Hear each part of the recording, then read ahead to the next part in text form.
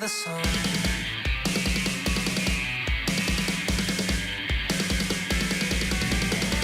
As I walk on the edge of the street, hungry comes a faceless. As you see, God is not walking here. It's my life you've been chasing. Motionless, upright, I think. The great and crumbling, fading. Motionless, upright, I think. Nothing to do but waiting. So you short precious rip this black clouds. Black as hypocrisy, and my end is up and back in. For the sun, throw your sharp precious rip this black clouds. Black as hypocrisy, and my end is up and back in. For the sun.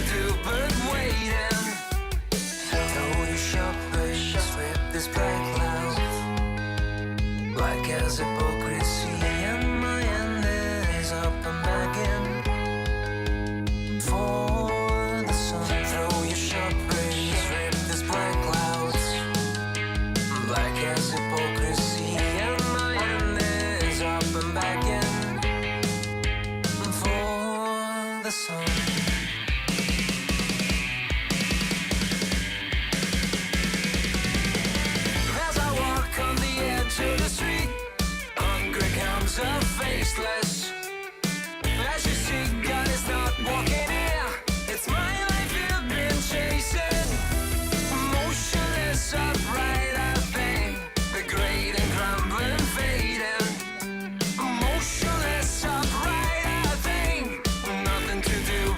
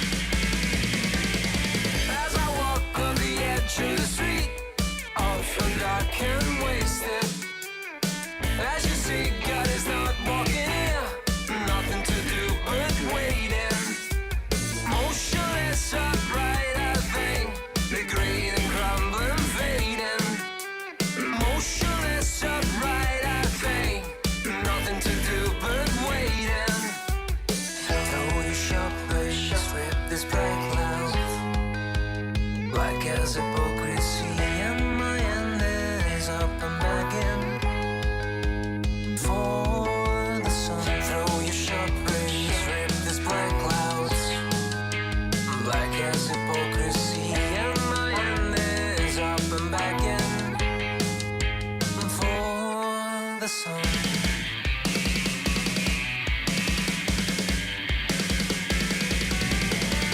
As I walk on the edge of the street, hungry comes a faceless. As you see, God is not walking here. It's my life you've been chasing. Motionless, upright, I think, degrading, crumbling, fading. Motionless, upright, I think, nothing to do but waiting. So you short wish, strip these black clouds, black as hypocrisy, and my hand is up and back in for the sun. Throw your sharp rays, strip these black clouds, black as hypocrisy, and my hand is up and back in for the sun.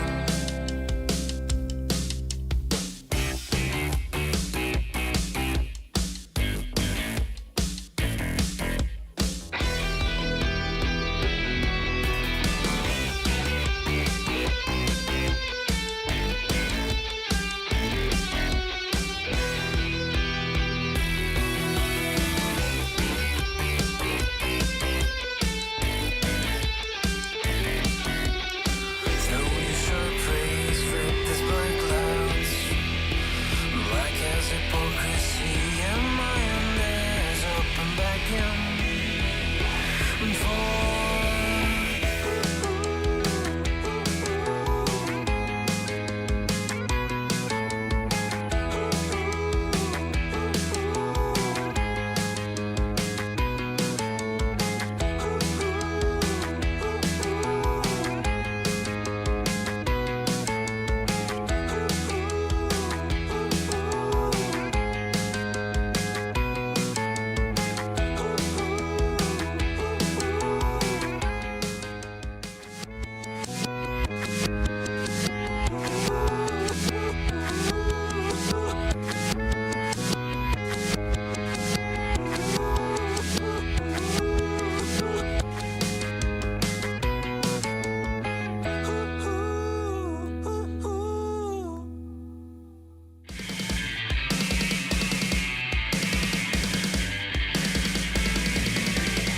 As I walk on the edge of the street, often dark and wasted.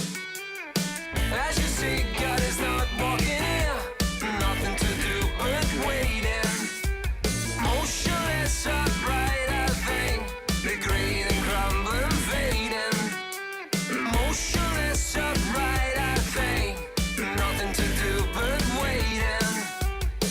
Throw your sharp wish, strip this black cloud, black as hypocrisy, and my hand is up and back in for the sun. Throw your sharp rays, rip these black clouds, black as hypocrisy, and my hand is up and back in for the sun.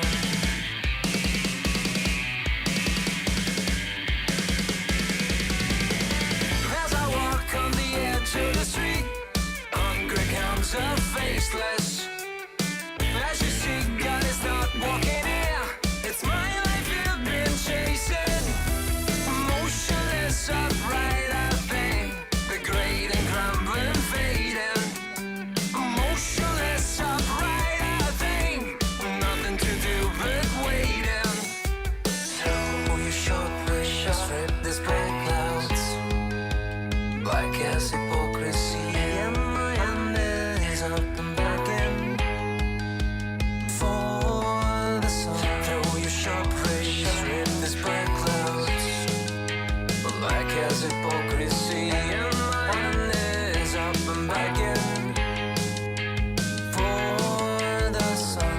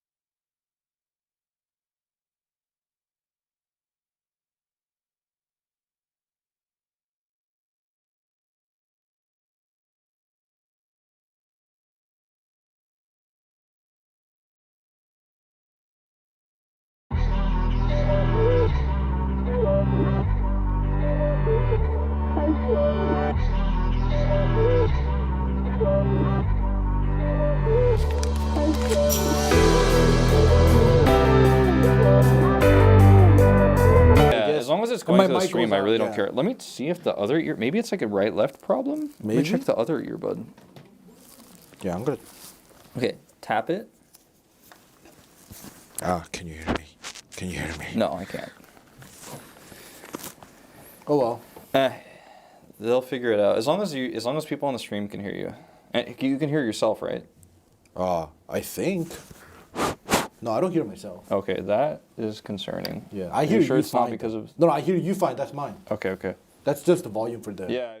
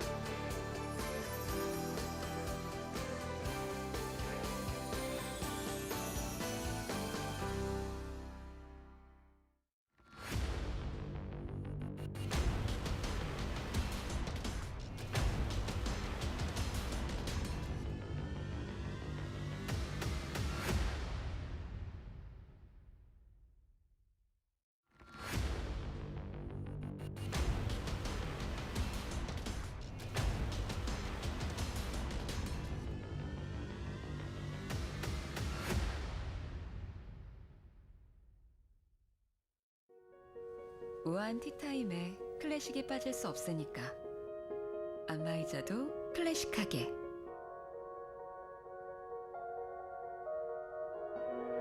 당신의 클래식 라이프에 맞추다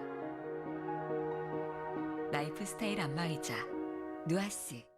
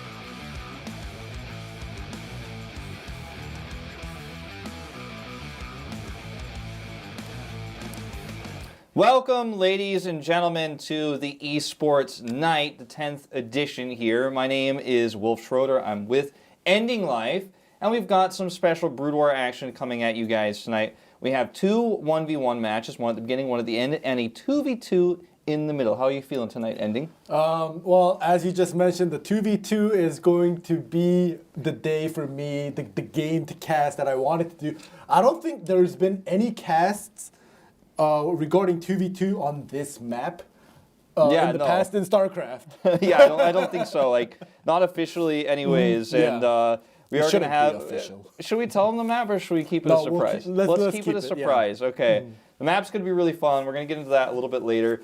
We have a lot of legends playing this evening. Obviously, Flash is one of the bigger names playing. Yep. We have Best playing as well. Queen, the recent ASL champion, is playing. So a big list of players. We'll get more into that later. Stork is playing as well. Yep. But it's going to be a really exciting night of StarCraft Brood War. I haven't commentated StarCraft in quite some time, so I'm pretty excited to get into this a little bit and to have some fun with you on this show. And I do want to say for those at home watching, do get the word out about this tournament, because I don't know if there's, in the global side of things, there have been that many announcements about it. This tournament, to also give you guys a little bit of extra details, is taking place in beautiful, dynamic Busan. Yeah. Great city, beautiful city here in Korea. If you get a chance to visit Korea, definitely check out Busan. But it's happening in Busan. We, the casters, the English casters, are still in Seoul, so we're not live on site.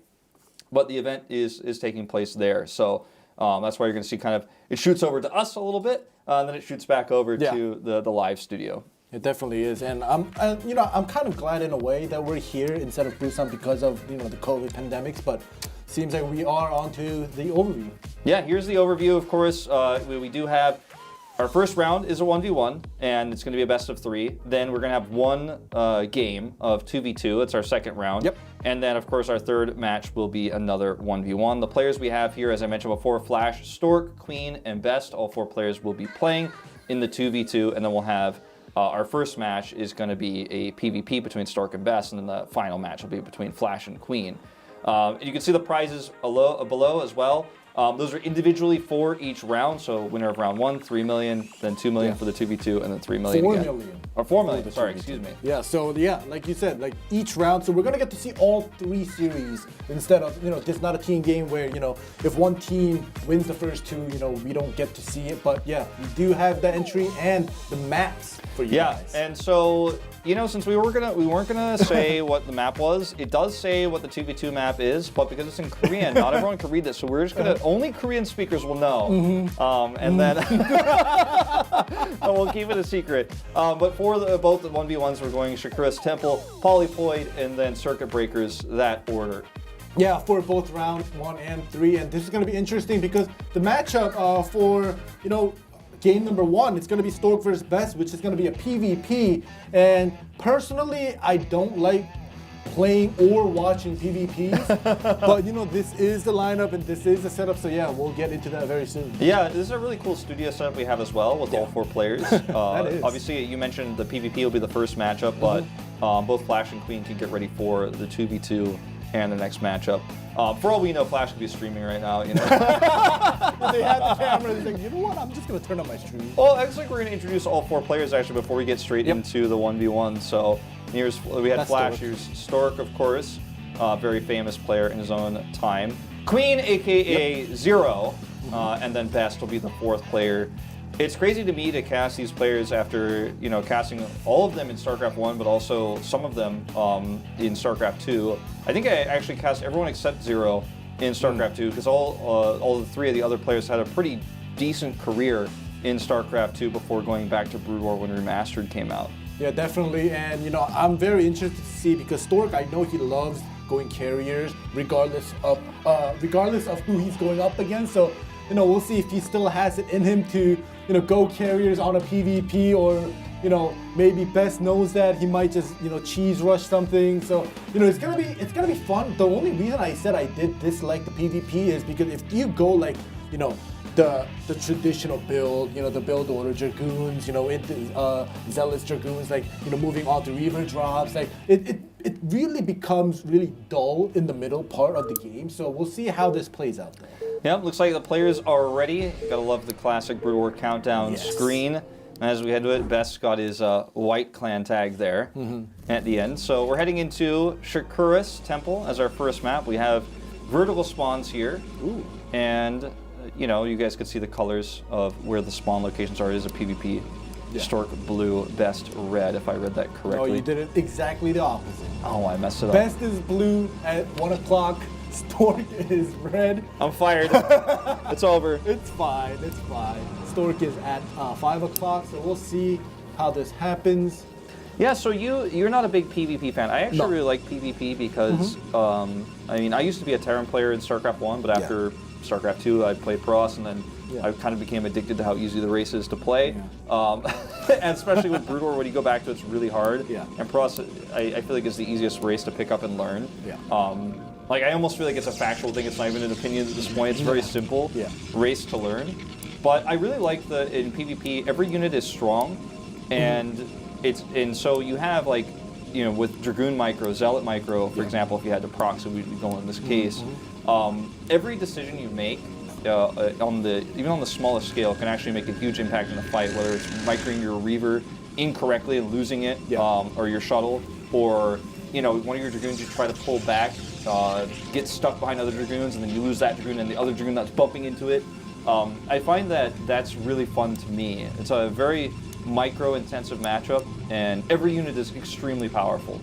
Exactly, and I'm glad that you mentioned about that, like, small mistakes, because like PvT, PvZ, or any other, you know, non-mirror matchups, like, yeah, you can make, you know, small mistakes, but you can make up for it because, you know, you have, you know, the opponent is a different race. You can, you know, get Templars for Storms to make up, you know, for a couple Dragoons lost in the process of a fight. But in PvP, small mistakes is going to cost you because it's literally a mirror matchup. So, you know, the other side having literally 1 or 2 more Dragoons compared to you can actually turn the game around because you made a couple mistakes in micros. So, you know, we'll see if, you know, if any of these 2 players will make that mistake. But like you were saying before, these 2 guys have the experience. They have the offline stage experience, obviously. They are legends in StarCraft. So, you know, it's going to be fun to actually point out any mistakes they do make. Yeah, it will really be interesting to see. So, Stork actually scouted top left first, and now that he sees Best probe, he's going to go directly to the bottom right because he knows there's no way that at the timing the scout arrived, that reasonably, Best is scouting the bottom right. There's no way that the probe could have arrived from cross spawn, so that's why he's going directly across. Counter now, Best is to go ahead and scout a little probe harassment. It's pretty standard openings here, no proxies, nothing crazy. Nope. And once the first Dragoons get out here, probes are pushed away. That's when we're going to get a better idea of what the opening is here. Obviously, the scout here on the Dragoon range is important because if you're doing some crazy rush, you know, players might skip that, but usually you don't. It's, and it can be canceled, obviously, but you want to verify that if you can, and they both do before the Dragoons come out. Yeah, so like you were saying, it's a very, very standard old school opening when you're going up against a PvP, right, in a mirror match. Say we're not seeing any proxies or cheese. So this is one of the reasons why, I'm going to point it out again, why I don't like watching PvPs if both the Protoss players are going the standard build with the Dragoons into the range upgrades, and then they're going to pull out the second Dragoon and make a second gateway, you know, yada yada. Like, you guys know, if you guys obviously been playing, and you know, we'll see if anything different will happen.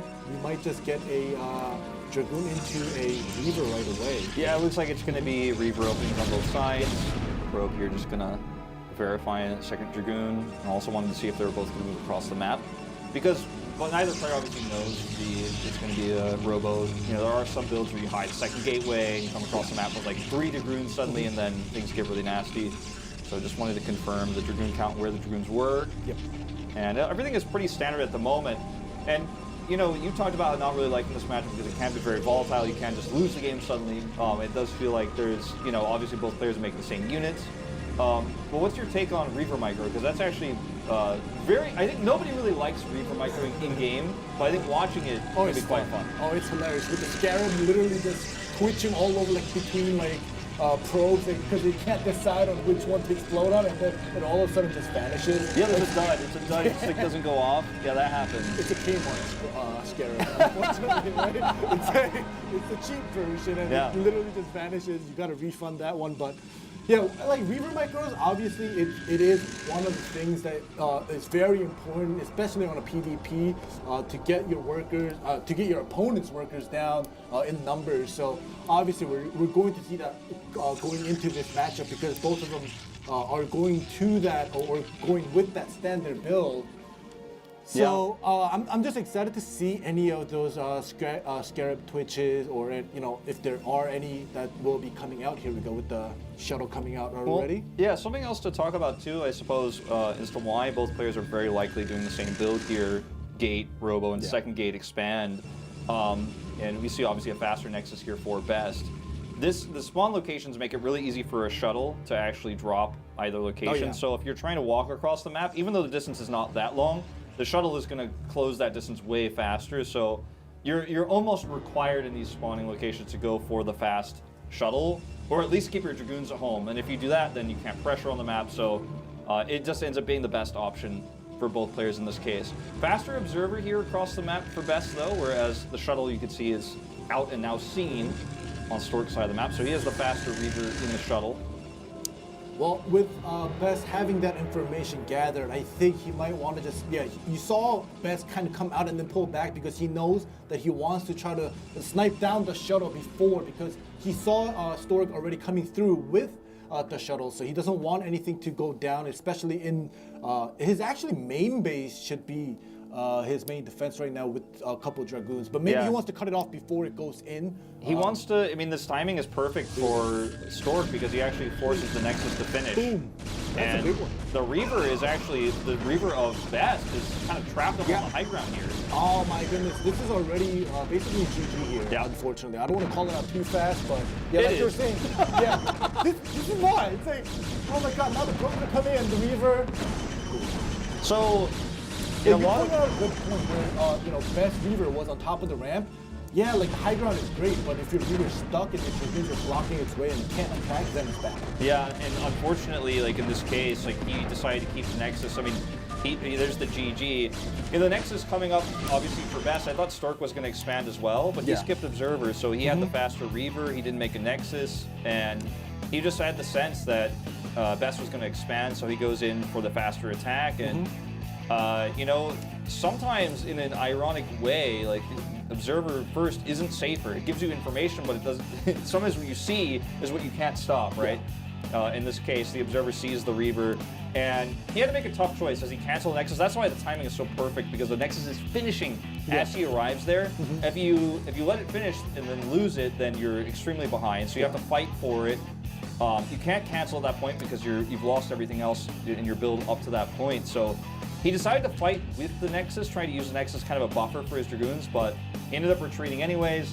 The Reaver is stuck, and just a build over mismatchup. That's PvP for you sometimes. Exactly, and you know, another thing I want to mention is that the Nexus the 400 minerals, right? Stork didn't get that second Nexus fast, so he had a couple more Dragoons in his play as well. So, like we were talking about, 1 or 2 more Dragoons will make the difference. Even though in this matchup with the Reaver being stuck and Stork's Reaver actually doing a ton of good splash damage onto Best's Dragoon, I don't think he even needed that 1 or 2 extra Dragoons to win. But either way, at the end of the day, the build mismatch, like you were talking about, is a big thing, especially on mirror matches.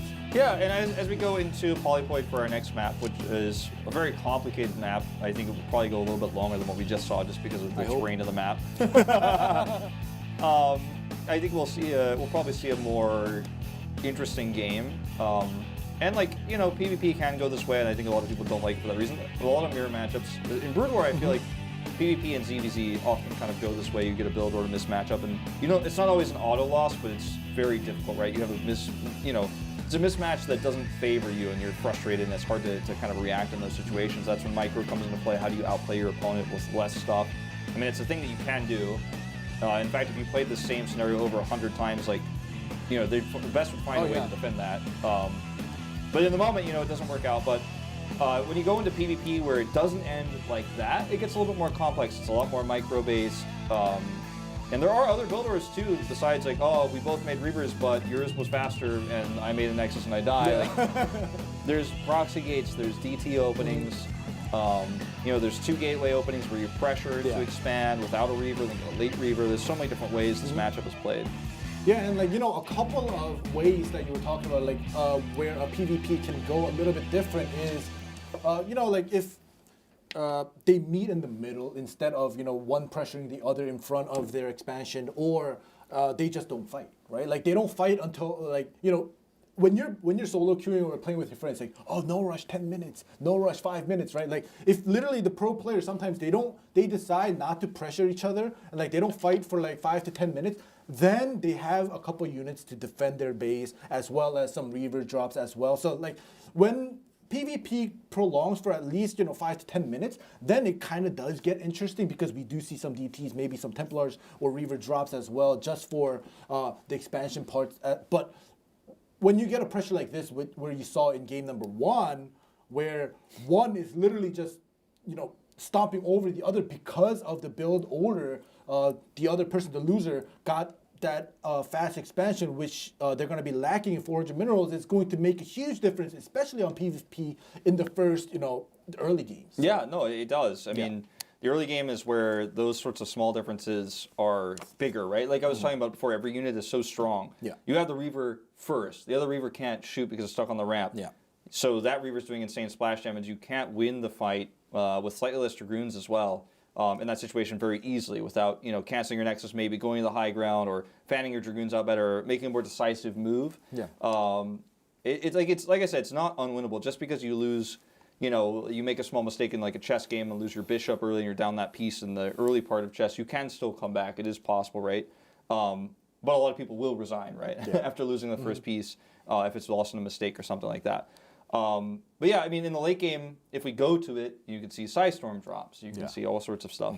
We're not here just to, tell you guys about how PvP works, but it was something you and I were talking about because of how much you dislike it before the show started. So. I was like, oh my god, why is it a PvP from game number 1, right? And then you're like, oh, I kind of like PvP. I was like, not gonna cast with you ever again.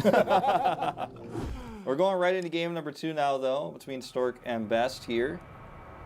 As we head into it, cross spawns as well this time here on Polypoid. So I think we're going to see a better, more interactive, longer Protoss versus Protoss here.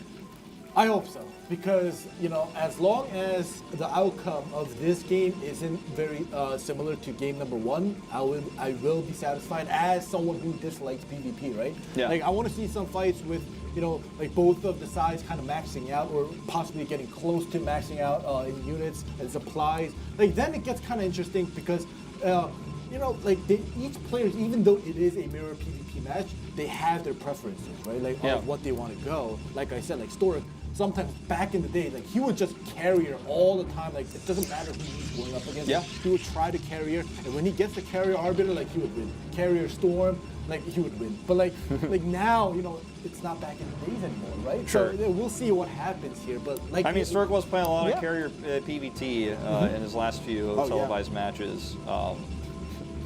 You know, the ASL is still going on. There's still a lot of Brood War pro games, but he's not. This is not Stork's Dragon era.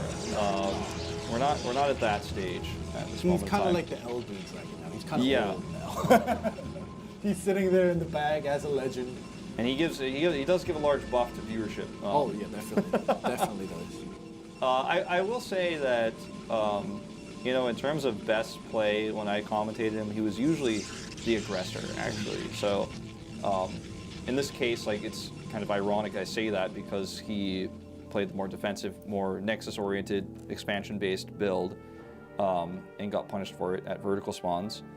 So Scout's coming out now. And it looks like we're just going to see the vertical scouts first. Yep.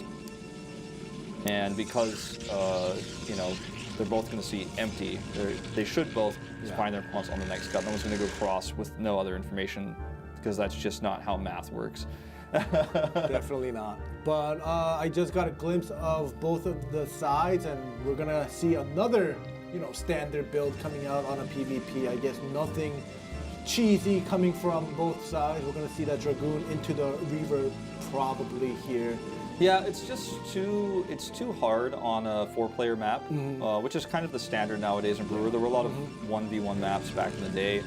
Everyone who played, you know, like on Icy Cup and Fish, like knows about Destination, or Desti as it was always called, like when in my Battle.net channels. I'm a Pythons guy. You're a Python? Yeah, I'm a Python guy. I like Fighting Spirit. Okay, Fighting Spirit's okay. Like I don't know. Like I started with Lost Temple into Python, so I was like, yeah, like the standard original 4v4 maps were my things, but nowadays it's just too hard. Well, everybody's too good. Everyone is really good. Yeah. I tell you what. There's no dudes. Playing on when the first remastered matchmaking came out, I thought like, oh, finally I'll find someone of my skill level, right? Because matchmaking worked. Before you just had to like join a game and like you spam games, and then like you kept joining lobbies, and like that guy is like, he's like, D+ only you join, but he doesn't like your elo, or he doesn't like your username, so he just kicks you. Or you like pick Zerg, and he's like, and he just like kicks you out. It was pretty terrible. We actually have matchmaking now, but as it turns out, like everyone's better than me no matter what. It feels like. That's how it is for me too. So now I just watch the games and enjoy it. So look at this though. There's a little hidden probe out here for Stork. May just be a delayed scout he's going to try to go for, but he also could hide something here. Dragoon does not check far enough to actually identify that. So interesting, and also extremely fast Nexus here for best. Actually, even faster than the previous game. Stork's probe looks like it is just going to be for that delayed scout. Well, I say that. Well, I want to see a proxy robotics and get a fast Reaver drop right from 3 o'clock right up into Beth's base. That could be. But this Stork builder. I think the build lines up for that. It's too late, right? I think he just wants to see if there's a Nexus, but I think the Dragoon should deny it. It's going to be close. Look, he's going to check. Okay. Yeah, there we go. And we'll get a vision check he probably. Definitely assume, but yeah, assumptions in StarCraft is really bad. So. I don't think he got to see that. I think it was just out of range. Yeah, he didn't. He definitely didn't get to see it. Here we go. This time around, Stork is also going that double Nexus here in front for his expansion. And, you know, like, PvP early game, like playing it a little bit slow like this, the way they are doing right now, I like it better because at the end of the, the middle and the end of the game gets more interesting. Whereas when you see a fast ending like we did in game number 1, it's kind of like, you know, that wasn't really interesting at all. So, like, in game number 2, I like the way this is going right now. Yeah, I mean, this is a more developed game where both players are taking, they're taking a somewhat of a risk to be able to make the Nexus, but at the same time, it's cross spawns. They both identified that. Stork even attempted to see if the Nexus was up, and based on the Dragoon positioning, he can't know for sure, but it feels like, okay, it would be crazy if Best is doing anything else at cross spawns. Yeah. Remember last map, we had on Shakuris, the vertical spawns allowing for like faster Reavers to be flown across if someone did try to do an aggressive push and you defend it, top of your ramp, and you drop, kill a bunch of probes. So this time with cross spawns, there is no like fast track to getting a Reaver to your opponent's base. There is no fast track to getting your Dragoons across the map, so you see a much slower game as a result. And this game will probably be decided by a factor of who gets the third, like how the third bases go, but also how the micro goes. Yeah, definitely. Between these two players. Definitely, and you can see that we do see a slower game like you mentioned. However, I think the first step or first obstacles for both of these players are going to be defending against that first a wave of Reaver drops, I want to say, because like we saw before in game number 1, we're probably not going to see a pressure with the Reaver and Dragoon in the front in the expansion, because we would have already seen that happen if it were to happen. So now we're going to go into that slow Reaver drop, possibly some pros being killed here and there, and depending on who defends against that Reaver drop better, I think it's going to have the upper hand. Notice that Stork had his observer here, and actually, in fact, aggressively positioned it because he knew the exact timing at which Best's observer was going to get there. He attacked move instead of like right-click moving to then one-shot it, so it is going to escape. But so right now you can see Best's observer is being tracked, so he actually isn't getting a lot of info about what's going on inside Stork's base. Meanwhile, Stork has actually scouted the entirety of Best's base, knows it's a mirror build, like they're both doing the same thing. So right now, vision-wise, huge advantage to Stork. And what he knows doesn't give him a huge hint of like, I can beat him right now or anything like that. But the information he gleaned makes him know that he's safe. And it looks like he's even going to push out with a second Reaper to try to maybe take this mineral base here. Yeah. Meanwhile, Best is trying to get aggressive. Yeah, you can see Best's shuttle swaying away from his Dragoons, but yeah, Stork is prep for that. He's got pylons to see. He's got the pylons, he's gonna see it, but you have to know, Dragoons are all in front of his expansion. He does get the information. We'll see if Stork reacts to this right away, and he doesn't. He's a little bit slow, late, so yeah. We'll see if this Reaver can get some. Probes are being pulled. He's still gonna lose a few here for sure. Zealots first. You know what? He didn't. Yeah, he actually didn't really lose a whole lot there. And at the front, he's in totally good shape. He did lose the 2 probes that were gathering the gas, but it's not a big deal here, obviously. So, yeah, he shook up Stork a little bit, but it's not going to be a big deal where it's like, all right, it's GG again, right? Yeah, no, for sure. He defended pretty well. He bruised the Dragoons of Best at the front of the base. He lost some mining time, and he doesn't have any sort of counter pressure of his own because he went for a second Reaver instead of shuttle. Yeah. So he took a more defensive posture because he was probably planning on taking that third base we were talking about. Yep. But now he's actually moving across the map with his own shuttle, and he knows the Dragoons are, you can't see the health bars because it's a Brood War, but the Dragoons are pretty heavily damaged, right? He knows that, so he's actually thinking he could take a pretty direct engagement right at the front here. The risk, though, is that Best could drop again in his base, but he's not. So this is actually a really favorable position for Stork, who also can now start to put some pressure on in the main base. Yeah, and Best has no idea at 12 o'clock with the shuttle coming through, but he's just assuming that he's going to get a drop here. So all the Dragoons are up there, obviously, nicely planned, and now we have that frontal fight going on here. Ooh, huge Reaver hits here, though, ending. This is looking really bad for Best. Look at the Zealots as well, tanking the Reaver shots of Best. Like, he actually didn't really get much done there. Okay, this is not what he wants, though. Okay, Stork is going to pull back. Yeah, he was looking elsewhere, I think, at that moment. Yeah, but if Stork did get that double Reaver drop into Best's base, I think that would have been huge. I think it was a good call and good movement, good micro decision for Best to pull some Dragoons back. He actually also doesn't have vision up here ending too of where these Reavers are, so that's why he walked into those shots, because even though the Reavers would be that far forward, he's going to try to cut around the bottom here and maybe take like that concave advantage, but it doesn't end up happening. I feel like consistently throughout this map, Stork has always had the better vision. He had the vision of the shuttles, his observers are in better places, he's picked off Best observers, Best didn't have the observer on the high ground there for the Reaver shots.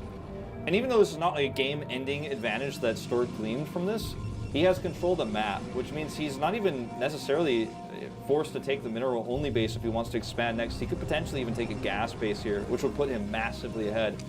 He can't do it yet. He doesn't feel comfortable yet, but he's getting to that point with his control of the map. It definitely is. But this time, Best has the upper hand with the higher ground, but the Reaver drop will pull him back.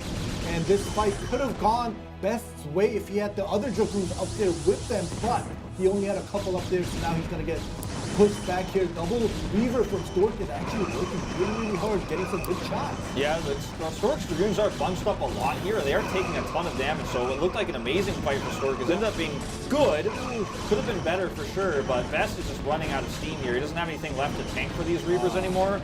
He is going to pick up and get out with some of these. It looks like he's going to try to trade. I think hits those as well. I believe he actually got a hit off one of those. But I mean, he's pretty much dead here now. Like, there's just not enough. Definitely not, and we do still have a few Reavers from Best. Now one goes down, and that's basically about it. The Zealots will take damage from the double Reavers from Stork. This is seeming like Stork's Reaver control was a little bit better. Yeah, he had the better positioning. The Reaver positioning for him allowed him to get those shots off, and he hit Dragoons like 3 times before Best Reavers even fired once, because they were at a safer, you could argue, position towards the back, but they lose a lot of damage, and probes are going to die. 12 kills, 11 kills on the 2 Reavers. He doesn't even have to target probes, because there's like nothing to defend here. This game is probably just going to end with a GG, and the series will end with it. Did have one little dub there. Yeah, I saw that. I was like, oh, is it coming out? The DTs do come out, but will the he has an DTs observer. Yeah, he has an observer as well, and he's just going for the close. He will actually survive this. Yeah. Well, probably.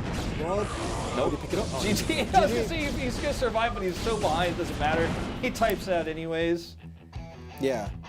Well, like, this is what happens. Like, to be honest, like, when the first wave at the middle fight happened, the high grounds, right? When I pointed out where Best had his Dragoons and Zealots divided, when he had the control of high grounds, I think he should have taken it's not even a huge risk, he should have taken a small risk of just putting all the Dragoons up there with the Zealots to defend the high grounds, but he had them separated where Stork noticed that, and he literally sent everything that he had to take control of the high ground, and then he ended up winning with the Reaver control like you were talking about, and I think that was a turning point where Best literally had to just keep falling back little by little, and eventually it was in front of his face. Yeah, and the control of the map that Stork had throughout the entirety of that game allowed him to take those high ground positions. He allowed him to place his Reavers at the front like that, which allowed him to get those volleys off on the Dragoons.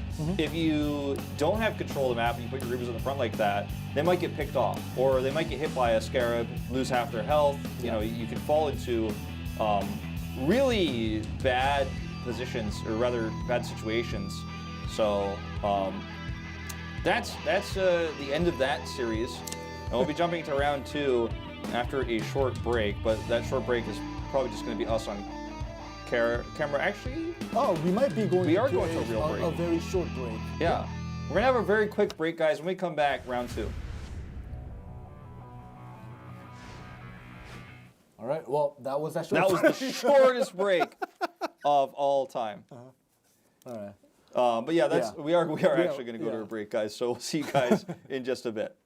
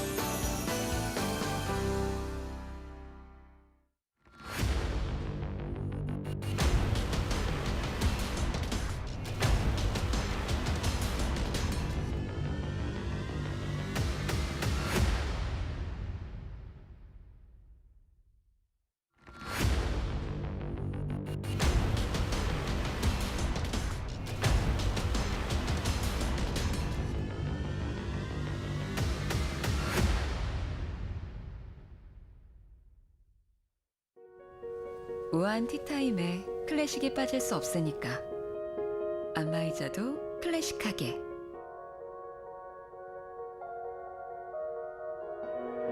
당신의 클래식 라이프에 맞추다. 라이프 스타일 안마의자 누아스.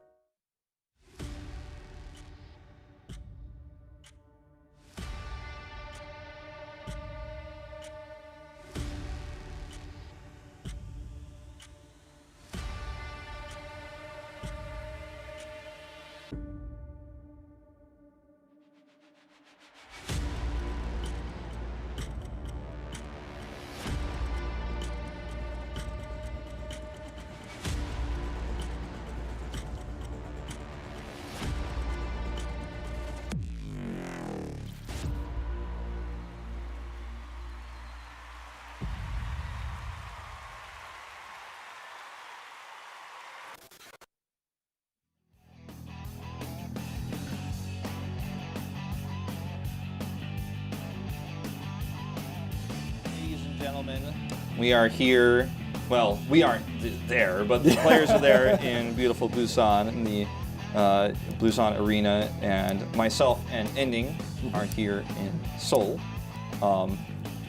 That's Kanata on the right. I'm not familiar who the person who's casting with him is, actually. I tried to look up earlier. He's probably an ex-pro gamer, but good to see Kanata still doing StarCraft. Yeah. For those who watched Pro League back in the day that I commentated with Valdez, Kanata was one of the big commentators on the Korean side during that era, and a Brood War pro gamer himself. Yeah, definitely. It's great to see. I'm still glad that the ex-pros are in the scene, whether they are casting, they're still playing, or joining orgs as a streamer, but they still stream StarCraft Brood War instead. I'm a Brood War fan. Nothing against StarCraft 2. But obviously, I started with Brood War, so it's I'm gonna stick with Brood War, and especially Boxer, and he joins T.E.N streams a lot of StarCraft as well. So all these old school OG StarCraft pros still sticking with StarCraft. It's just so great to see. Yeah, it's never gonna go away in Korea. I really, really, truly believe that. If it was gonna fade away, it would have been gone. It's still here, 20 years later. Remastered, baby. But yeah, it's fun to commentate this again and get to work with you again as well. And the players we're commentating are actual legends as well. And Flash and Queen, who are playing after our 2v2 we're about to have, are by far the best players, I think, right now in Brood War. So they get to play against each other, which is really fun and exciting. Flash didn't make the finals of ASL. He was playing randomly, so who can really judge him? But I want to judge him. Why are you randoming, bro? Right? T.E.N just he lost in Game 5 to Soma, I think, in the semifinals as well. So he almost made the finals. Yeah. Hard to say if he would have ended up winning the whole thing against Queen, but we can we could turn the finals, which would have been best of 5, into a best of 3 if Flash had. We could do this alternate universe thing where Flash does make the finals. How does he do against Queen? Formerly known as Zero, obviously, for those people who are like, who's Queen? He's Zero. But yeah. People changed their names a lot recently because in Korea, you don't call the players by their nicknames, their IDs, you call them by their real names. So it doesn't actually matter in Korea, but for the West, people are like, why do they always do that? Yeah, exactly. So, nicknames will be changed a lot. I'm surprised that Flash and Stork and Boxer, they're so famous that they don't really need to change the name.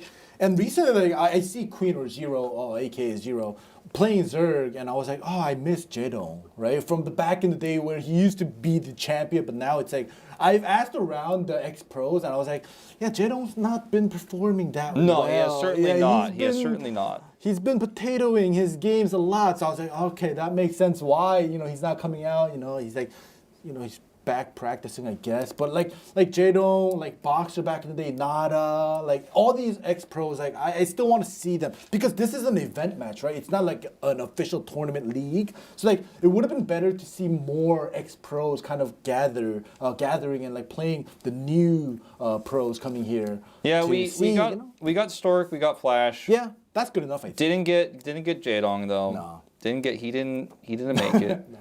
But yeah, I mean, to talk about Jaedong for a second, as I actually finally have a StarCraft platform to talk about Jaedong. He has been performing very badly in the last few years. But I think the really special and cool thing about Jaedong is his fans actually like always support him no matter what. Oh yeah. I think Jaedong's StarCraft Brood War fans are probably. I mean, the word fan comes from fanatic, right? But like they are quite fanatical, right? Yeah. They love him. They cheer him on. They root for him. Even when I watched him, the last time I watched him play live at the ASL when he lost, the fans like kind of like chanted like cheering for him, like it's gonna be okay, etc. As he was walking out of the studio, like they're doing the winners interview. I can't remember who beat him, but it was like Piano or something. They're like doing a winners interview. It might have been Sharp too. I'm not sure, but anyway. They're doing winners interview and like all the fans like following Jaedong out of the studio. You know, he's not in this tournament and he hasn't been performing well, but he has not been forgotten. I will say. He definitely has it, and I think we are moving into that 2v2. You guys didn't get to see what map it was because it was only written in Korea. When you see the map, some of you might not like it as much, but you know you're gonna have to deal with it because I like it. Well, yeah, so we talked about the players already. I guess we should tell people the teams. It's Flash Stork versus Queen Best, so as you can see here. I said it the opposite way of how it's displayed on screen, but it seems it's still the same. Well, you guys there's see the map. Okay, it's not going to be a Pro League 2v2 map. It's not going to be 2v2 on Fighting Spirit. No. It's fastest map Ever. possible. Or possible, yeah. And yeah, like I said before at the introduction, I was like, you've never seen this in a tournament. Obviously, this is an event match. The set number 2 or game number 2 is the event match. And it's going to be fun. I've never casted this. So. No, neither have I. So this is kind of my first experience with StarCraft. Let's talk about it for a moment. 8 player, he says, or eight people, but it's actually a 6-player variation of the map of the spawns. When I played StarCraft, I played the campaign, and then all my Korean friends in school actually were big StarCraft fans. So they all got me a copy, or got me into playing. I got a copy, and then I was like, so we're playing like, because I had only played the campaign, so I'm like, Lost Temple, that's a map I've heard about. Let's play on that. And they were like, nobody plays that. That's like for tryhards. I was like, what do you mean? They're like, yeah, that's so lame. Like, you mine's so slow. It's so boring. We're gonna play on fastest.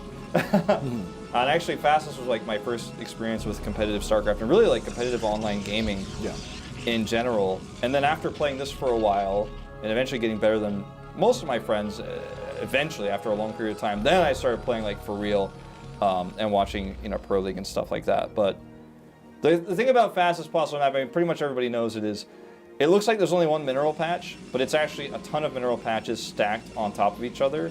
Do we even need to explain this? Because I mean, some people might be watching who are like esports fans who've never actually played fastest, right? I guess. But just to explain, like the mining happens really fast. Yeah. There's no limit. All the workers can mine simultaneously, up to I think 100 stacks. I'm not even 100% sure how many stacks. No, like when people make this map, they don't count. They don't do 100 stacks of mineral. They literally just spam their mouse like brrr, and like you could. I'm pretty sure there's more than 100 stacks, but.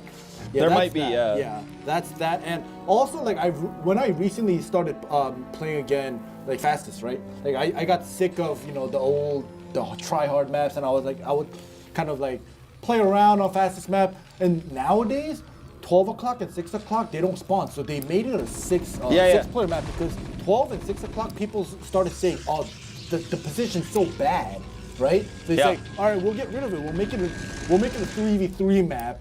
And only the spawns on the left and the right side would spawn people. So that's that as well for a little. Yeah, that's why I think it was Best earlier was talking about the 8-player variation very much earlier.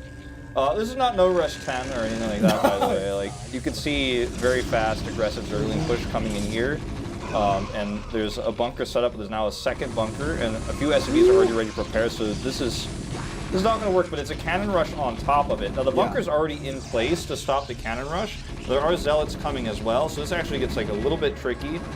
Well, as long he's going to have to cancel it though. Ooh, yeah, I think he does. Yeah, so I started noticing that the blue side, right? We have Queen and Best doing communications in chats because I think Best can hear Queen, but Queen can't hear Best. So in order to communicate, obviously you don't see Queen typing in the chats, but Best is typing, and that's the thing we said earlier was like, get back, let's back out. Yeah. And now Best is like, I think we lost. I don't know. Yeah. Manghada is kind of like messed up. Like it's done. And now like the cannons are too slow. Like this is probably just game actually. Oh my. He has to cancel the cannons again. So this is the best. This is go, he says, but even with the surround here, I don't think... No, he got it. They got it. I think. The Marines are gonna micro back though, right? Like I think he defends this pretty easily. Okay. He doesn't even cancel the pylon. He doesn't need the money. Well, it's fastest. I was about to say that. So my experience of fastest growing up was everybody just made a bunch of cannons at the front of the choke, because people would rush, and then they would just rush carriers or nukes or whatever, battle cruisers, Guardians at the time was the Zerg strat, but this is like pro gamers playing fastest, so the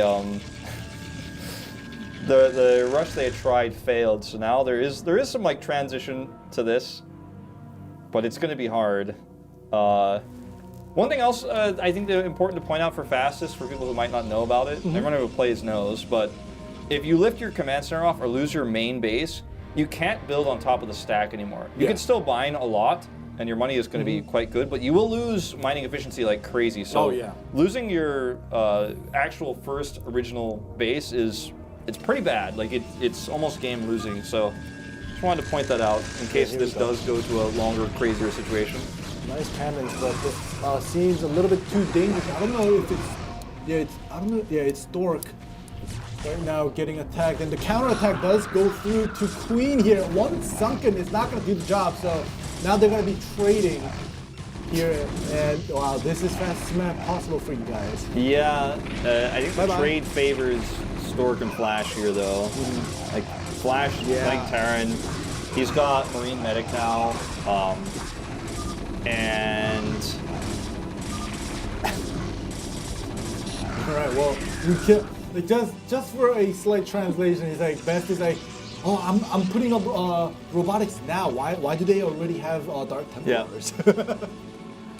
So, just seems like Stork and Flash. It just seems like they've enjoyed. Oh wow. Well, Queen's dead. So what people usually do as quote unquote manner game, like having manners, is you would leave like one gas or like one like colony, so they can stay in the game and watch the game. But now they eliminated him, so now he has to leave the game. He can't see, so he might be talking to Best. Well, Best can't even hear him on voice actually, apparently. So like, I guess now it's just Best. Who has like, we're just gonna watch him die. This is really sad, but this is just how it is. Fastest map is really fun. I highly recommend trying it, especially if you're new to StarCraft. But in terms of pro games, like it usually looks something like this without the cannon rush. Like, you know, like I've been watching a lot of YouTube as well, and like I've seen like pros on, like not these pros, but like guys that are good in fastest map, like not good on the actual pro maps. So it's like when they play, it's insane. It's like it's a whole different game. So. Oh, it really is. I mean, macro is still a thing. You have to obviously build really quickly off of all your buildings, but you get Flash unlimited money and an advantage. He doesn't care how many photon cannons you can build. Yeah, the Marine medics are going to do the job here. Marines are barely even dying here. GG, he leaves. Well, that means Flash is still going to take the 4 million. Probably going to split it evenly, you have to imagine. Flash might be like, well, I mean, it was my bunker that stopped the rush, and like I scouted the cannons, and I made a second bunker, so like, I think actually I deserve 2.5 million because I actually did more work. And Stork won in set number 1, so it's like, yeah, you already got 2 mil from game number 1. It's like, give me, 0.5 more. Maybe I have to be Queen too. I mean, this is actually messing up my prep for the next series. Like, I'm used to the mineral gathering for fastest now. Stork's already searching himself on Neighbor. He's like, what are they saying? Like, oh my goodness, this is Stork's great. like on DC inside. He's like, did they screenshot it yet? Like, Oh my. Yeah, he's definitely searching himself up right now to see if anything came up. But yeah, that was a quick. We're not gonna get a BO3 for the fastest map possible. Like I would have loved to see BO3 because like game number one was so one-sided and it ended really quickly. So like we have so much time. I expected this to kind of prolong a little bit longer, but since it did end really quick, it would have been good to see a BO3 on the fastest map just for a short break before we go into game number. Well, I thought just because it's a show match, I didn't think they were gonna like try hard it. Yeah. I thought we were gonna have like a real long game that was like gonna be more painful than anything else. Where it was like it's like okay, well, this is artificially fun. Yeah. But yeah, it was cool. I like the cannon rush idea, but he just made another bunker and he was like building cannons in range of the Marines shooting at it. So at that point, it was like a slow and painful death for Best after that. I think we're going to a break before we go to the third series. We didn't get any words yet. So we'll have to wait and see about that. We might not. It might just be you and me.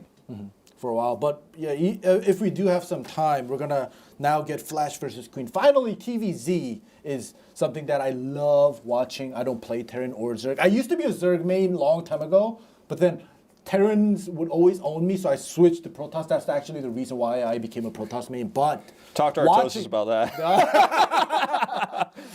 Yeah. So you were Zerg and you were like, okay, Terrans own me, but like Protoss is easy and I can beat Terran with Protoss. Yeah. So TVZ is always fun to watch though. That was my point. It's like, I don't like playing Zerg against Terran, but it's always fun to watch. So it's like that's no break, by the way. We're going straight into it, which is always what I like to see. No break in the action. So the maps are the same if you're tuning in late as our first best of 3 that we had, our first 1v1, Shakuras, Polypoid, and Circuit Breakers. Flash has selected Terran, as you could see in game, so he's not going to be playing random. He wants to play the TVZ out straight up. All right, well, here we go. Yeah, we were talking, is Flash gonna random here, but maybe if he wins game 1, he might random in set number 2. Who knows? He wants that 2 mil. That's probably why. I don't want to risk it. I'm gonna play my turn. But here we go. This is gonna be interesting. We do have the vertical spawns here. TVZ always interesting to see. I hope it goes to a long game because we haven't gotten a single long game yet. At this level of TVZ, besides a proxy or a quick bunker push, it usually goes longer than our second game by default. Our second map, remember the PvP, our second map, it usually goes longer than that.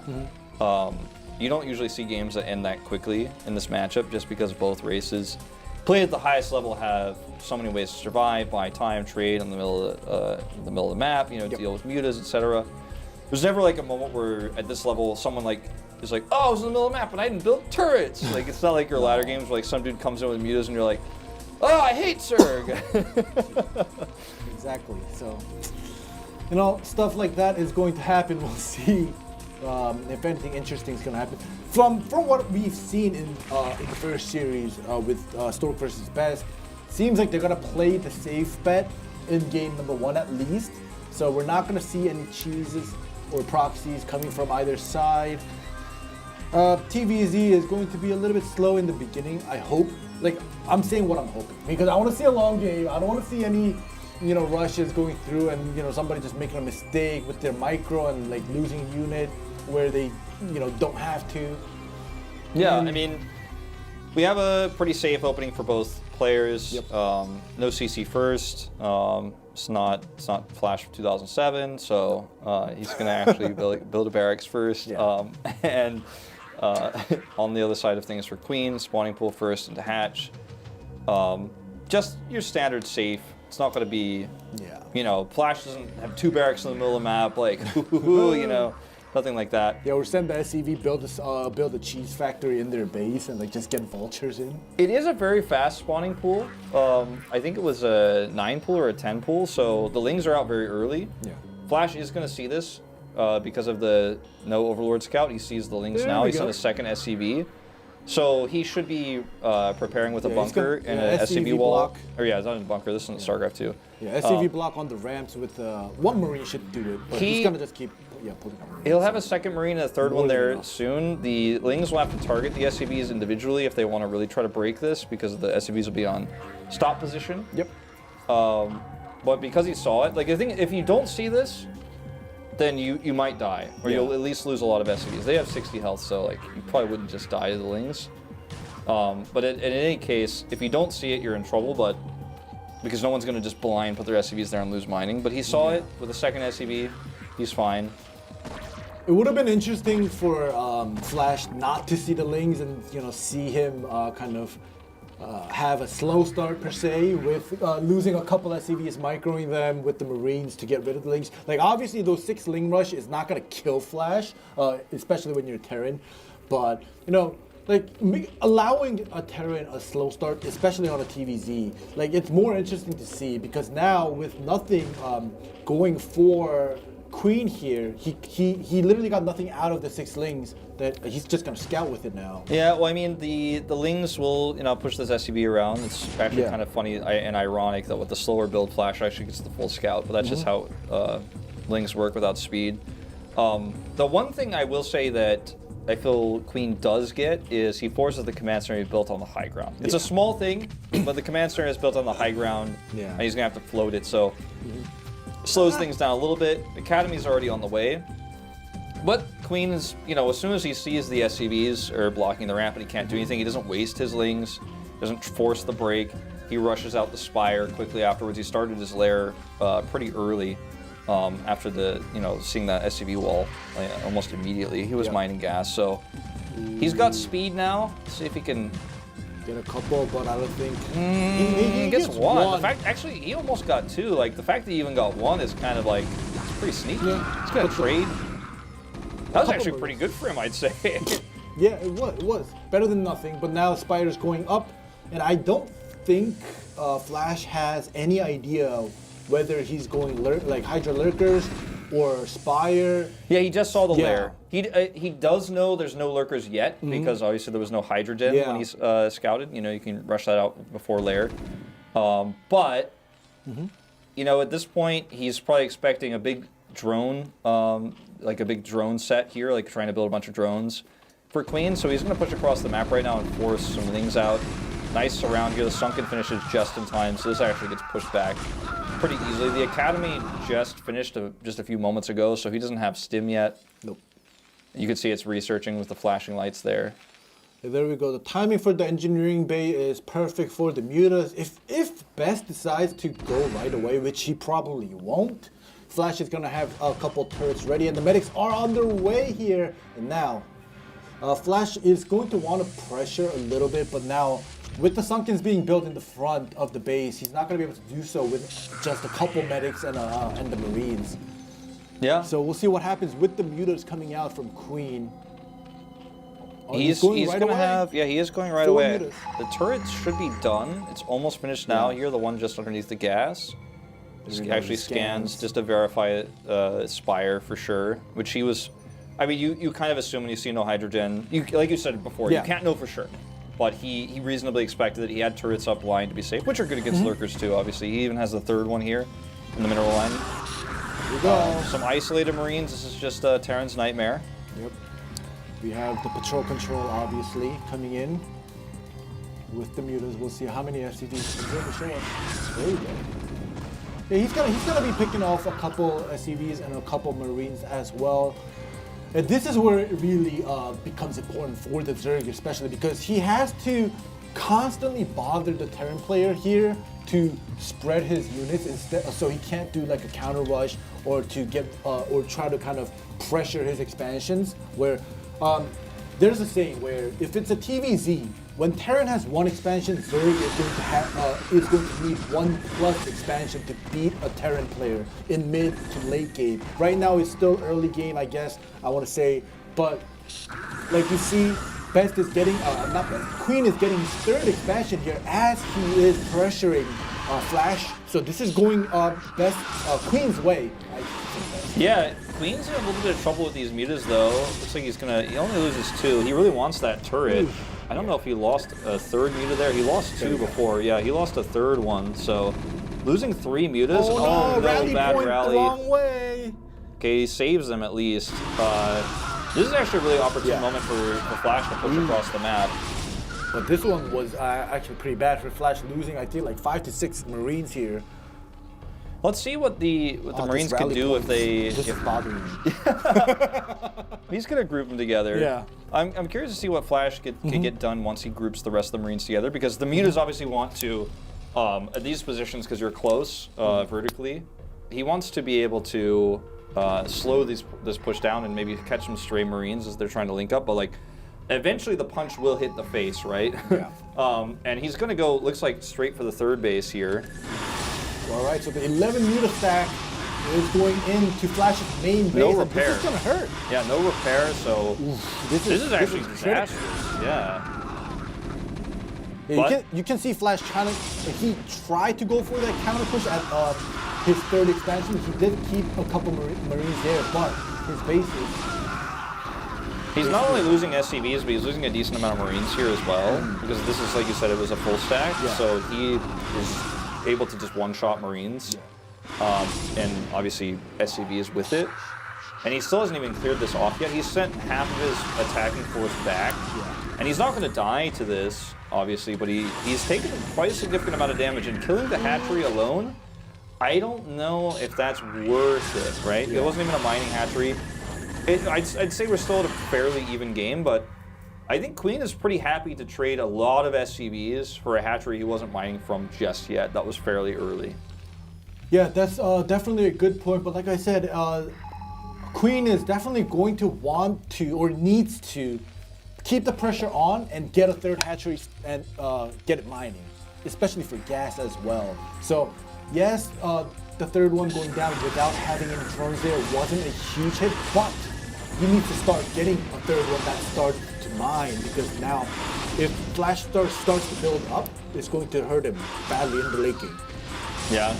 He's killing some turrets here, so that means that he can continue to pick off Marines.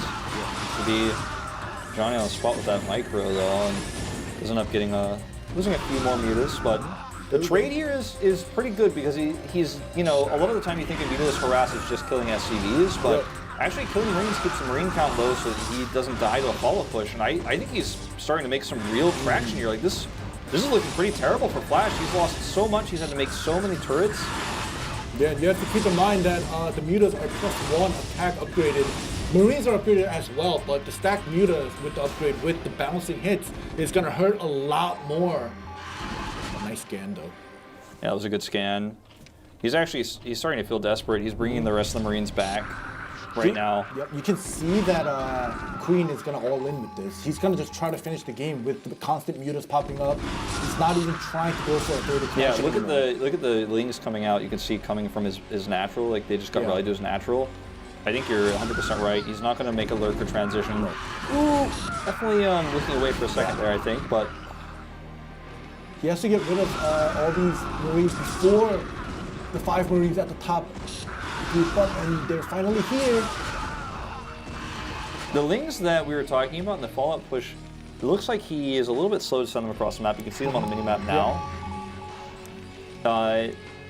I don't know if this is going to be enough to end the game. I think he actually has to expand. He can kind of contain Flash here. No, like, there's a bunker. No, yes and no, but if you see Flash's minerals, like he's literally just busy popping out SCVs and Marines to defend. So it's like he can't get any, you know, upgraded units. He can't get a Goliath out. He can't get any vultures or tanks out right now.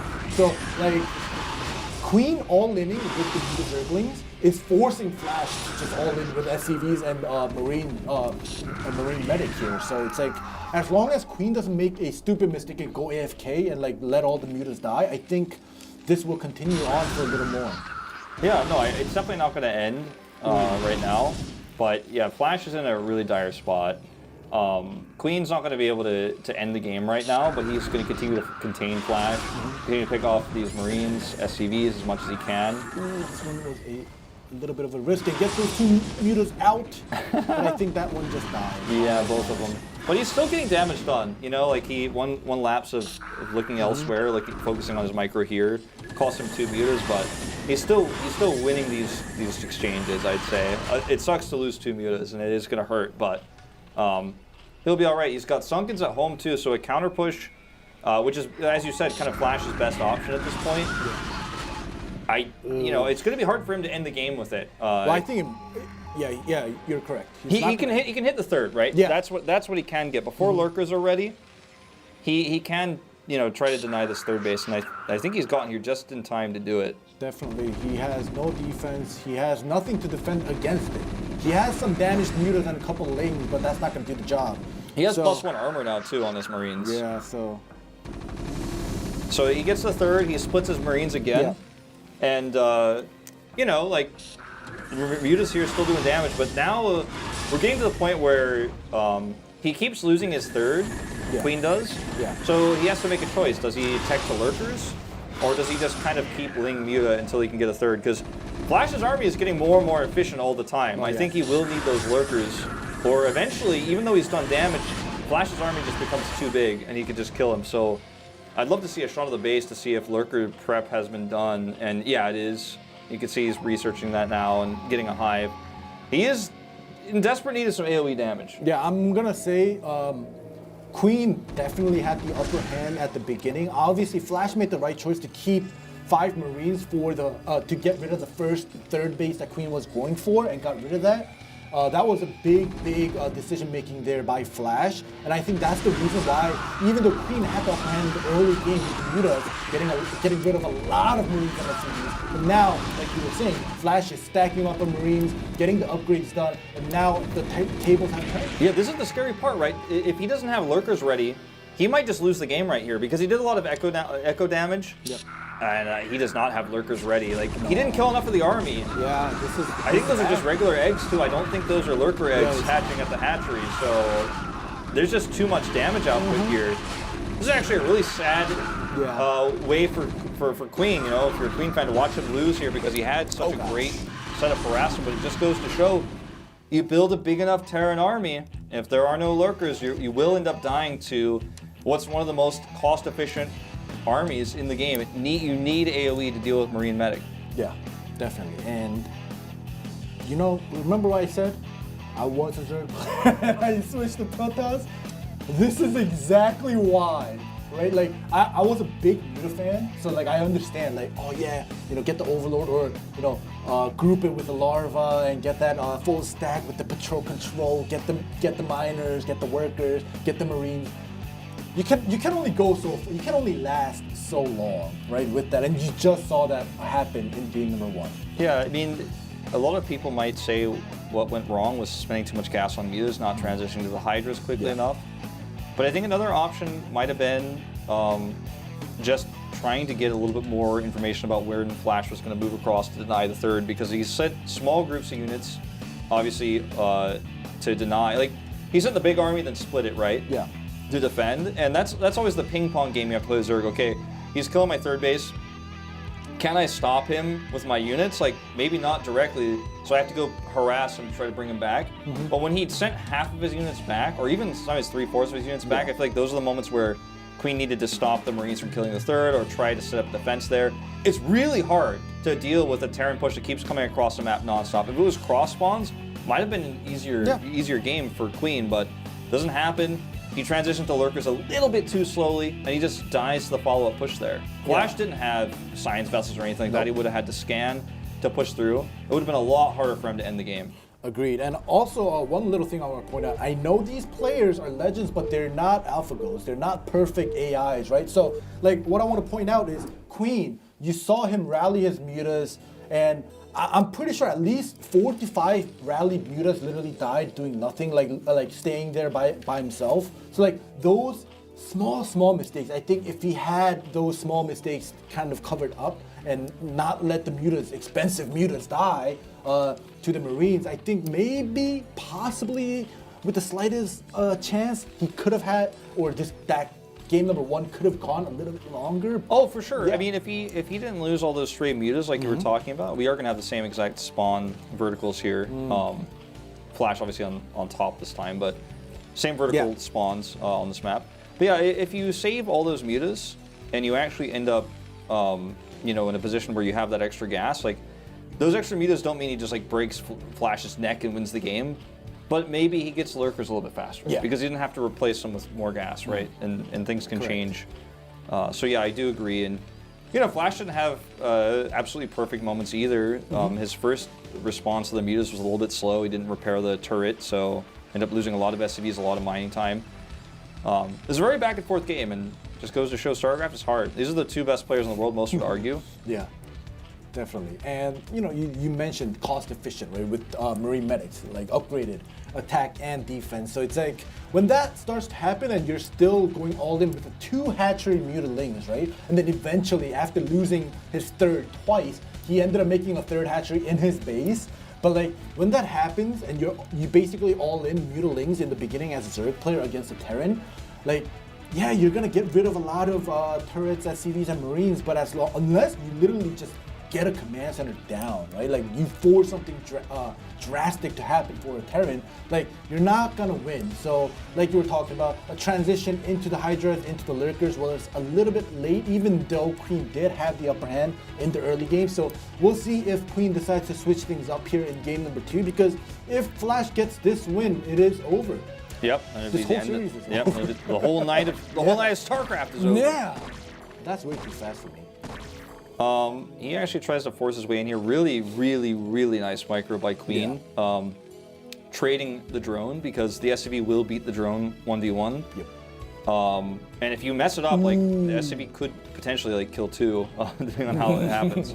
I mean, not by himself, but like he leaves, kills 1, then comes back with another one, whatever. Those things can happen, but he's not going to beat 2. But the way he did it there was he perfectly traded so that the SCV couldn't scout. Yep. Doesn't lose the 1v1, gets replaced. Drones will regen health, but not quickly enough to stop that, because SCVs have 60 health, so really well done. Definitely well done. And obviously, not being able to scout, he's not going to know if he's going to go for that you know, fast pull into the 2nd hatchery, or he's just going to go straight 3 hatchery into the pool. So like, he has no information, so now Flash is kind of curious. He can't he can't do it. Yeah, it's killing the 2 drones. What I was really talking about, he is the Marine that comes, right? There we go. And he will break through this time. And that 2nd drone, as bruised earlier, is regened a little bit, but he's got Lings out. But regardless, Flash does get to see the macro hatch here in the main base. There we go. He's trying to look for that weakened drone. You see? Yep. You can get 2 if you find him. He only gets 1 in this case, but good call. Could have gotten 2. SCV 1 kill. Did he actually get both? I don't think so. I think he only got 1. Yeah, I think the SCV got 1. The Marine got killed off right away, and yes, a full scout into Queen's base. But you know, that scout is just going to give him so much information, because you guys saw Flash went for that early double CC right there. So this is going to be really, really hard for Queen at the start, because that 3rd hatchery that he got in his base, right? It could have been a 3rd expansion instead. We see a lot of that, but he had no information about the super fast. Well, actually, no, he did have Overlord there. So that's why he got his third yes, exactly. He had the Overlord because he has vertical spawns. He scouted vertically, didn't scout horizontally. So he sees that, and this is why Flash is like, yep, I gotta push this away. But what sometimes you see when you see a fast 3rd and you see the macro hatch like this is a Hydra bust. Yeah. He might, I mean, he's making a lair right now, so I don't think it's gonna be a hyper-aggressive Hydra bust, but we'll see. Still no Den. So looks like it is going to be that Spire transition. Yep. You know, both options are viable at these spawn locations. Hydras can cross the distance by ground pretty quickly at vertical spawns, but looks like he wants to go more standard. Yeah. Lairs coming up, mutas can cross the air distance even faster, just like we saw in the previous game. So yeah, we're gonna definitely be expecting mutas into the Hydras, into probably the Defilers if you even get to that point, but for now, we're going to see the Spire go up. There's the Spire, yeah. But the front, he might need a couple more Sunkens there. Firebat coming out as well. Yeah, he really wants to be aggressive. The Firebat is like, I am trying to kill you. Yeah, there we go. The double Sunken. It should be ready in time. He wanted to grab this medic. Nice attempt, but gets shut down. Feels bad too when you have your Lings out here, because they're almost never going to make it home. So you got to try to do something. Forces a stim, almost gets a Firebat, but buys time for those Sunkens to finish. Flash stimmed, but I don't think he can commit here. He just doesn't have enough information about how many Lings are there. If he commits and fails, he dies to the Mutas. Like, he just straight up dies. Exactly, but he's going to commit He's here. going. With the Fire Bats going in first to tank a couple of the shots from the Sunkens, and he's going to commit here. He gets a couple drones that come out. You know what? Like, the Fire Bats lived for a really long time there. He killed the drones. I think he's pretty happy to just take that trade and go home. He's definitely going to go home, and he saw the Spire with the scan. I don't know exactly where he scanned. I'm pretty sure in his base, so he saw the Spire. 3-hatch Mutas is going to be a little bit more pressuring for Flash compared to the double hatch that we saw in game number 1. So we'll see if this will be a game maker for Queen, because he needs this game here. Yeah. He made, I think, 4 Mutas already. Yep. Looks like 5, actually. And so there's the 6th one coming out. So this first wave of Mutas is no joke. He has the triple turret, the barracks turret, and both CCs set up. Looks like wanted to look for the barracks turret first.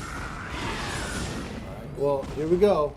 I want to point out that even though, yes, it is a 3-hatch Muta coming out, but also for Flash, he had a lot more time to prep for the Muta, so it's basically kind of like the same. Like in game number 1, the double hatch fast Mutas, and Flash obviously was less prepared. In this game number 2, Flash definitely a little bit more prepared with the turrets in his expansion, as well as the barrack turrets that you saw with the Marine medics being ready with the bunker in his expansion as well. So it's not going to make a huge difference here. Yeah, this is a full stack of Mutas. You can see the one missing, but that's the Overlord spot for the micro. The other thing that's different in this game, obviously, besides him not taking a 3rd hatch early, as he is checking to make sure there's no Marines. Like, he checked first this time, no Marines to block my drone. He's going to go for the bottom left expansion. But also, it's a much faster transition to Lurker Tech and Hive. Queen's Den's already being made right now. Oh, no! Cannot be missing that one, though. Ends up only losing 1, but takes a lot of damage. All right, well. But yeah, he sees... he sees these Marines. Is Flash just... I mean, it's pretty common to take that bottom left base, but he's just assuming that it's there. Well, we did hear a scan. I'm curious. I was about to point out. Yeah. Did he scan 7 o'clock just by random? Just like thinking, all right, he's going to get a 3rd, but he's not going to go 6 o'clock. He's going to try to kind of, keep it far away, to split my units, and maybe he did scan 7 o'clock. He may have. Either way, his intuition, as thousands of pro games he's played, is good enough for him to know, because this is a timing for this. It's normal to take a main base on a 4-player map. He's just going to send this small group over here. Overlord sees it. He has to either... Lurkers can morph and buy a lot of time. If he morphs 1 egg here on the ramp, it's basically unlimited time. So he's going to wait until the last second. He's a morph. There we go. Cancel. One more. Okay, you might want to make sure it was a full block, because the egg has I mean, you could see it basically it's 1 damage. It's 4. Yeah, it's 1. The armor just forces 1 damage per shot. I was struggling to figure out how to say that. Thank you. It should buy enough time for these 2 lurkers, but they're not going to be on top of the ramp. I think he actually gets through this. Oh, it's going to be close. Right in the... Yeah, he gets through the ramp. Yeah, he does get through, but the Mutas are here. There's Mutas. Still going to be good enough with the 6-stack Mutas, I assume. He's got more Marines coming. He's got Lings coming up. This is still going to be a close fight. There's actually almost too many medics here. Yeah, it's okay. He got it. The Muta stacks. Yeah, he's got to defend. Will defend, but once again, this is just Flash pressuring, right? He has a science facility up already. We're gonna see some vessels coming out, going Defiler right away. Like I said, finally we get to see some, Defiler action as well. We're gonna see some swarms and plays. Yeah, this is actually a much better game than the first one, I feel. And we're kind of getting towards that mid-game now, completely. Instead of, it felt like we were just trapped in early game last game. The reason, for any of you guys joining a little bit late, our first series was super quick, right? Our first game of this first series was super quick as well. So, we're wanting for that long, interesting game, and finally it seems like we're going to get some. Yeah, Flash sending that second group of Marines to the bottom left was a bit puzzling to me, because... Correct. I saw you look at me. Because, he had, I gave you the look of, not sure about that one. Because he had the lurkers there already, and like 2 lurkers on top of a ramp can kill like 20,000 Marines. We'll have to micro this irradiate. Ooh, mismicros it. It's okay. Oh, well, there's a second one.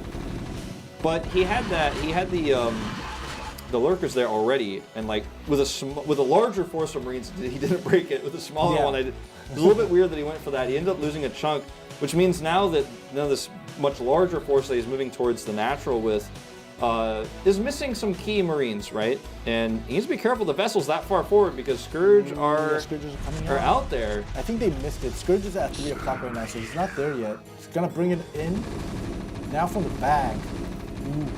We'll see if the Scourges will get the science vessel. We don't see what he's gonna get right now. But as this is happening, Flash is getting his 3rd expo here. Yeah, this is a lot of pressure for that 3rd base. Like that's it's really good that you pointed that out because this is not. Barring a huge mistake or something crazy happening, this is not a push to end the game, but it is a push to give him space to make that 3rd base. And he now looks like, with the science vessel count that he's got, he wants to hit these lurkers that are stacked on top of the ramp to irradiate so he can finally break that ramp. Well, like you were saying, Flash is just literally just getting control over the maps. He wants terrain control. Obviously, as Terran, he doesn't want anything sneaky happening, especially with like, the sneaky expos that Zergs usually like doing. And now he doesn't know. There's only 3 lurkers stacked here. Defilers come out. I don't know about that Dark Swarm, but just did it.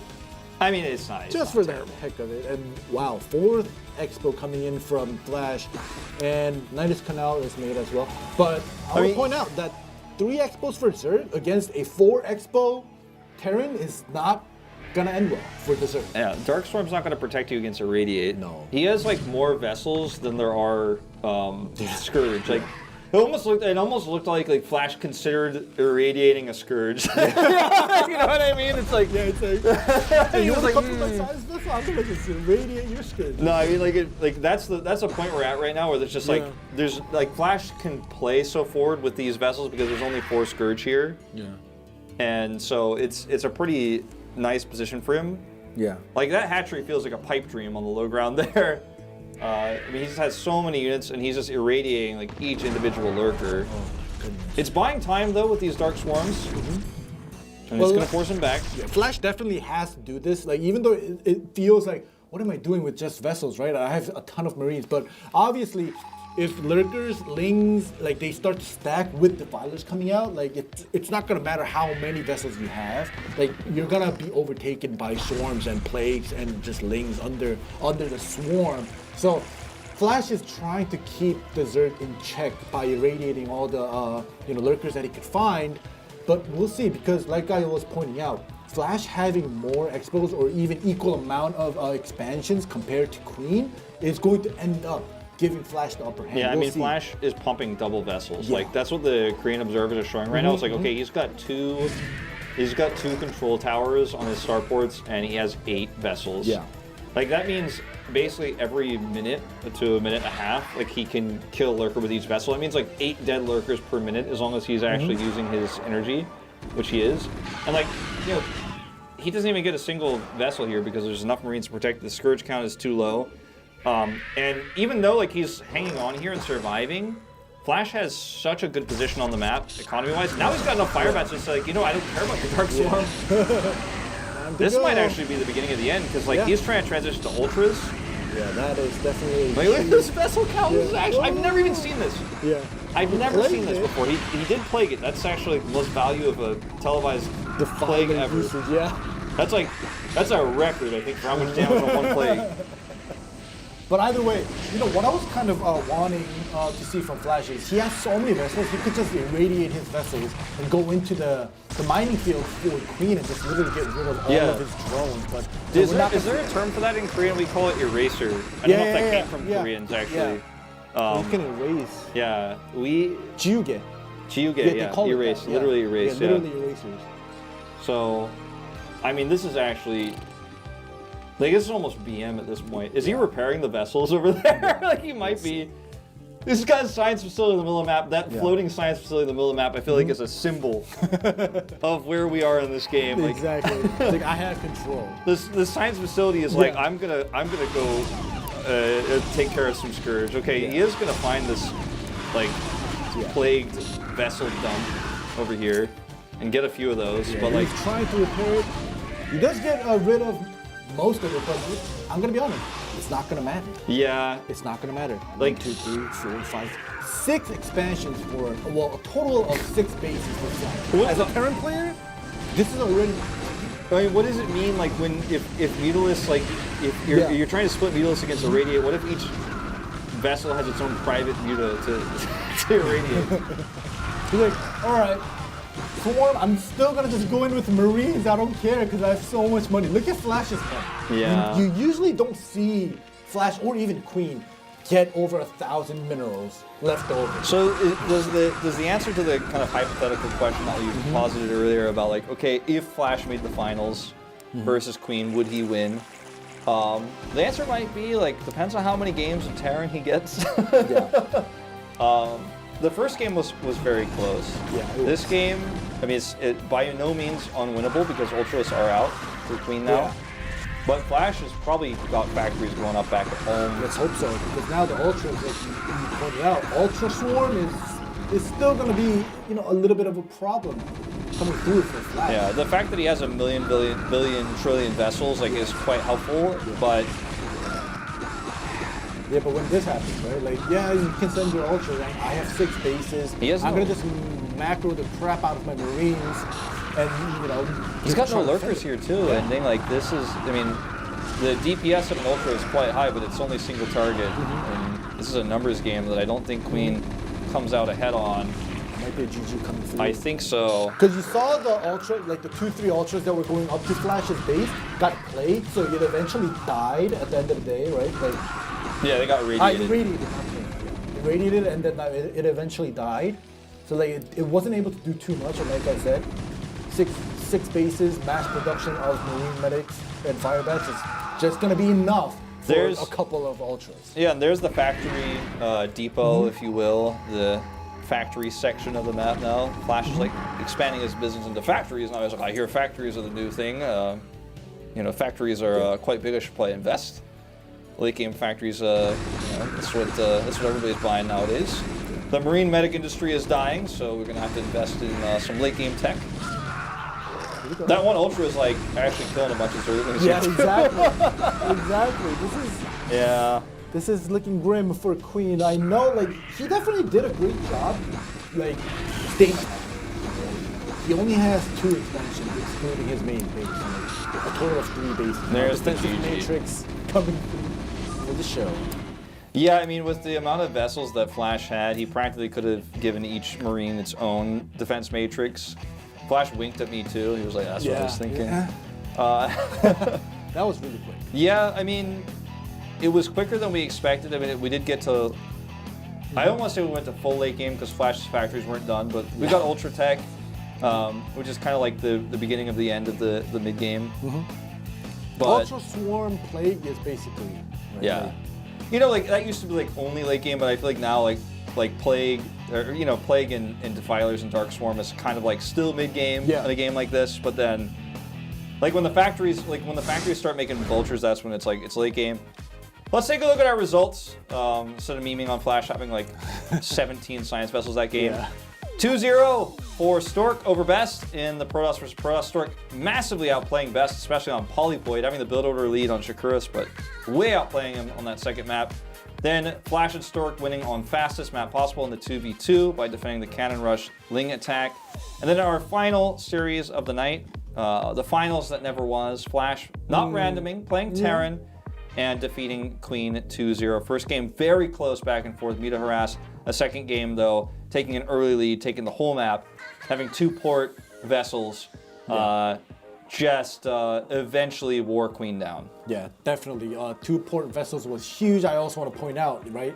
6 expos versus 3 expos, and the 6 was Terran, and the 3 was Zerg. So you get the point, right? Like when you hear that, it's like, oh, why is the game even still going on, right? So yeah, in set number 2 for both round number 1 and round 3, Stork definitely outplayed Best as well as Flash outplayed Queen. If you guys joined in a little bit late, you guys can maybe watch the VODs to see how it went down, because as you guys know, all these 4 players are basically legends of Brood War.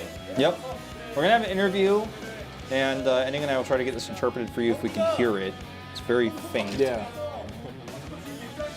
I'll be quiet so I don't break your ears now because I just turned your volume up super high. Yeah.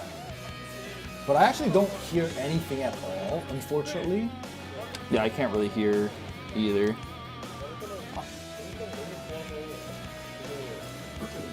뭔가 제가 게임할 때보다 너무 발전된 Okay, 것 so we did get word that 그리고 이렇게 we are in Seoul right 부산에서 now, 게임하는 게 and we're supposed to be getting this feed 좋은 추억 쌓고 가는 것 같아요. for the interview. 좋은 but- 추억이 났나요? 아, 아까 빨무할 때 네. Can you hear it? Yeah, I can. 의도한 겁니까? 아 의도 안 했는데 제 디스코드 So they're asking about the 들린다고 해서 2v2 and the fastest 저 제가 map 채팅 possible. 쳤는데 영훈이가 happened? 오더가 진짜 안 좋더라고요. 저는 이제 가장 최근 우승자니까 믿고 따랐어요. 영호 본체는 포트러시 하재요.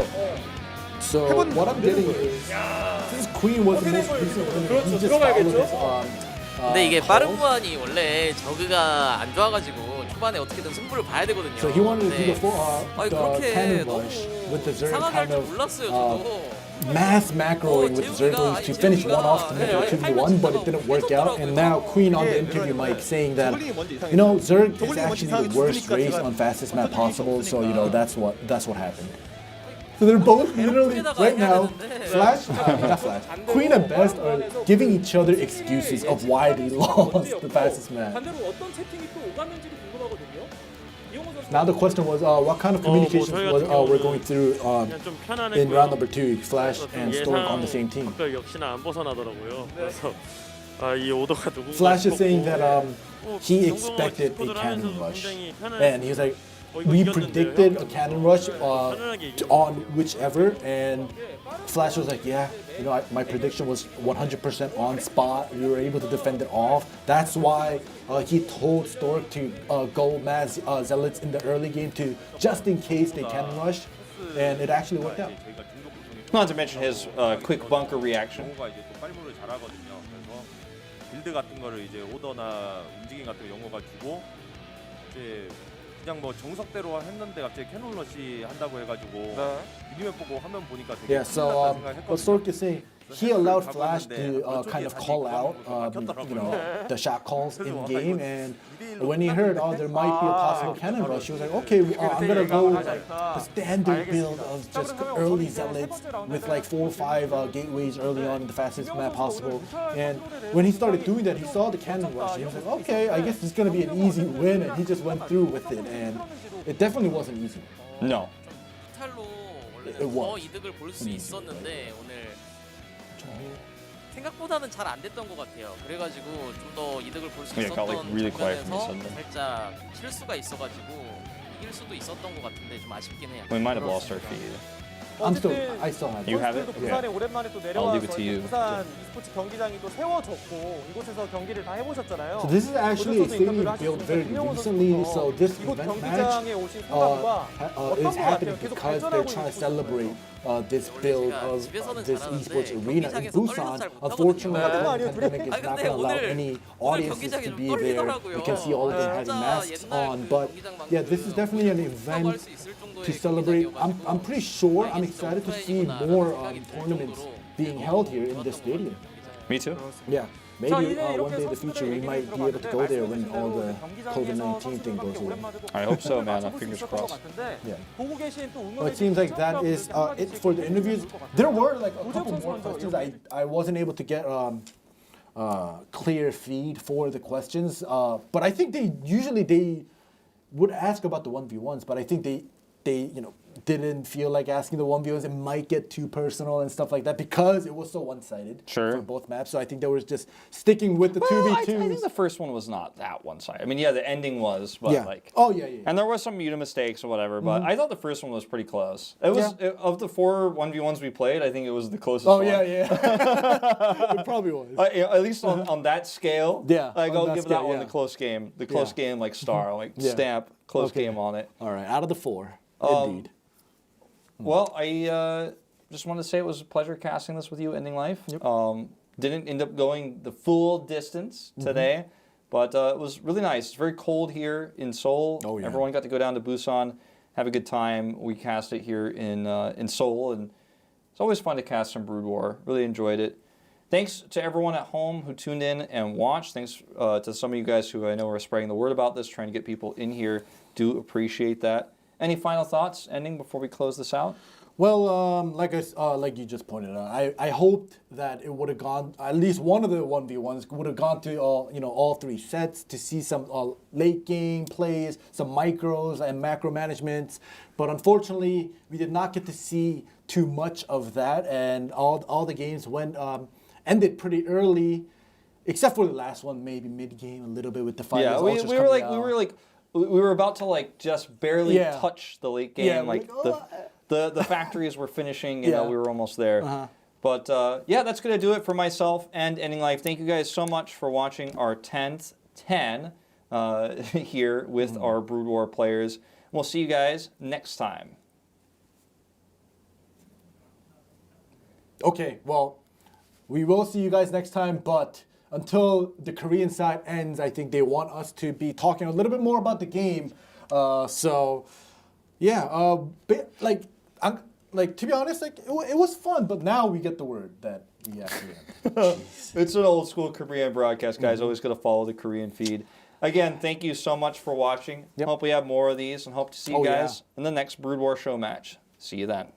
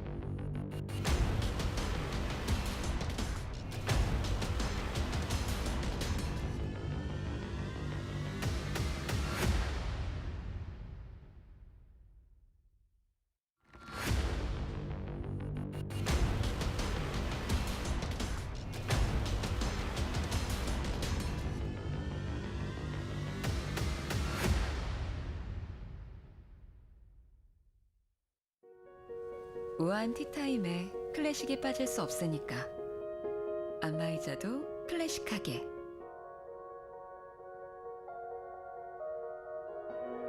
당신의 클래식 라이프에 맞추다